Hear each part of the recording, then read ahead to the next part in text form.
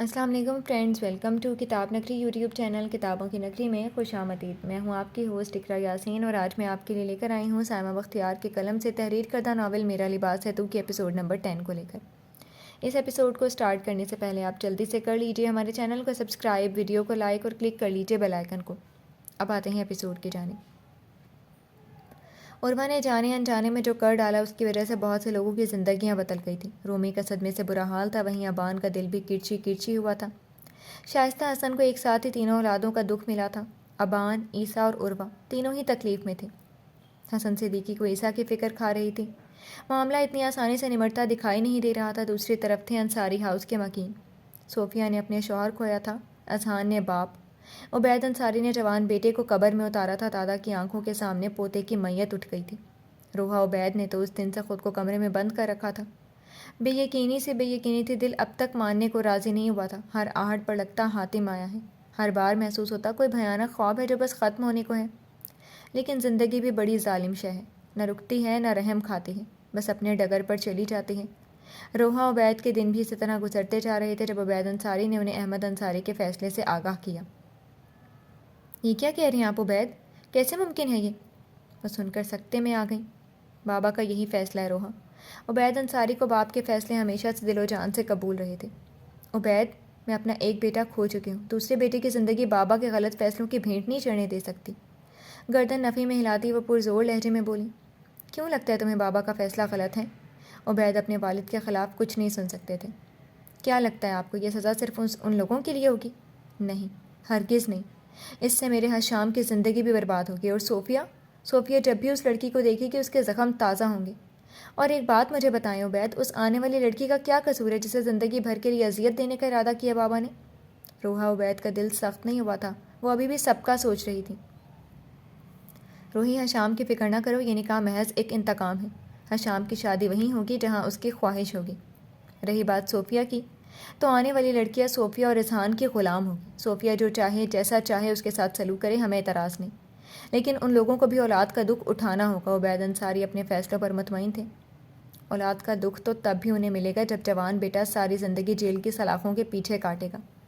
روحا کا دل نہیں مان رہا تھا، وہ حشام کے لیے فکر مند ہوئی، جانتی تھی بیٹی کی محبت کے بارے میں۔ تم نہیں جانتی روحا، یہاں کا قانون زیادہ دن مجرم کو اندر نہیں رکھتا۔ کچھ ہی دنوں میں اپنے پیسے کے بلبوتے پر ہمارے بیٹے کا قاتل آزاد ہوگا۔ دکھ سے کہتے عبید انصاری نے روحا عبید کی ایک نہ سنی۔ مردوں میں فیصلے ہو چکے تھے، یہی اس گھر کا اصول تھا۔ یہ ناول آپ کتاب نگری یوٹیوب چینل پر پڑھ اور سن رہے ہیں۔ رومی ابان کے ہمراہ گھر میں داخل ہوئی تو شائستہ حسن اسے دیکھتے ہی فوراً اس کی جانب لپکی۔ ماما کو دیکھتے ہی وہ ان کے گلے لگ کر پھوٹ پھوٹ کر رو پڑی۔ ابان کی آنکھوں میں بھی نمی اترنے لگی، اس نے جلدی سے اپنی ہتھیلیوں سے آنکھوں کو مسل ڈالا۔ دن کے اجالے میں بھی گھر میں ویرانی چھا گئی تھی۔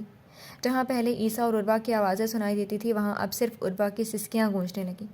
میری بیٹی مت رو، قسمت میں ایسے ہی لکھا تھا، شاید رومی کو تسلی دیتی ان کے آنسو بھی بہنے لگے۔ ابان، رومی کو کمرے میں لے جاؤ بیٹا، اسے آرام کی ضرورت ہے۔ خود کو رمیسا سے الگ کرتے وہ بنا ابان کی طرف دیکھی ہی کہہ گئی۔ کبھی کبھی اپنی اولاد سے نظریں ملانے کی ہمت نہیں ہوتی۔ کچھ ایسے ہی وقت سے وہ گزر رہی تھی۔ ماما، عروہ کیسی ہے؟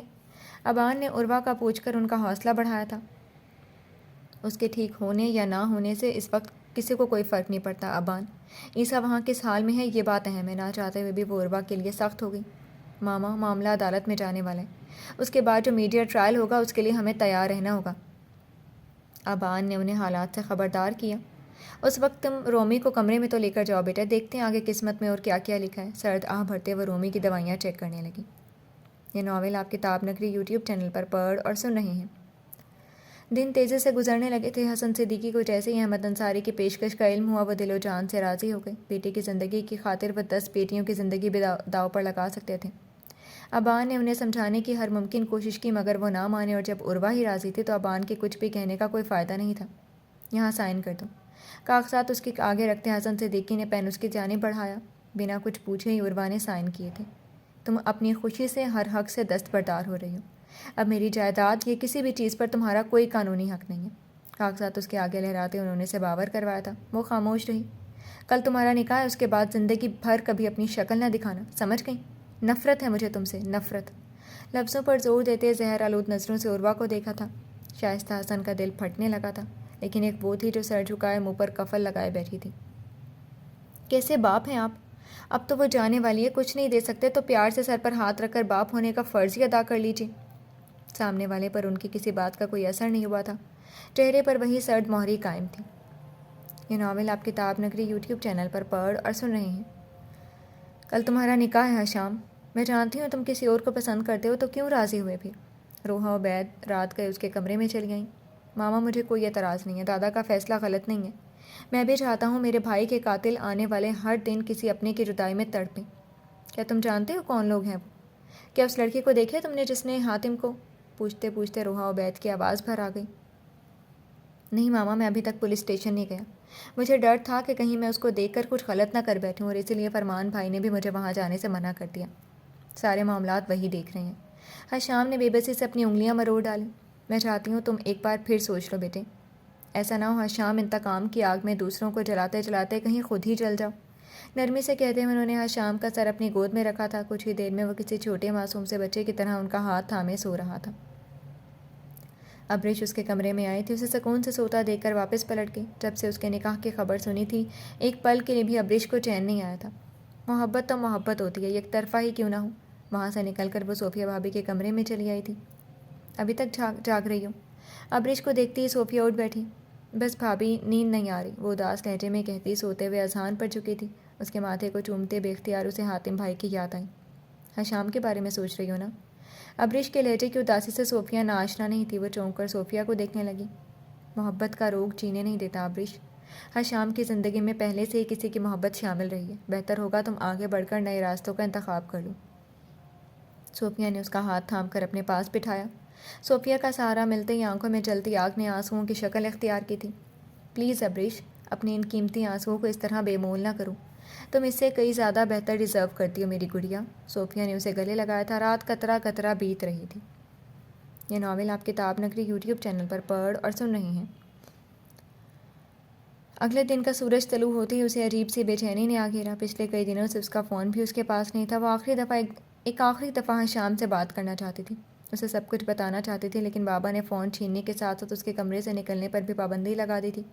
اٹھو، کپڑے چینج کرو، قاضی کو لیے ابان آتا ہی ہوگا۔ شائستہ حسن نے خود ہی اس کے ہاتھ میں ایک لال رنگ کا جوڑا تھمایا۔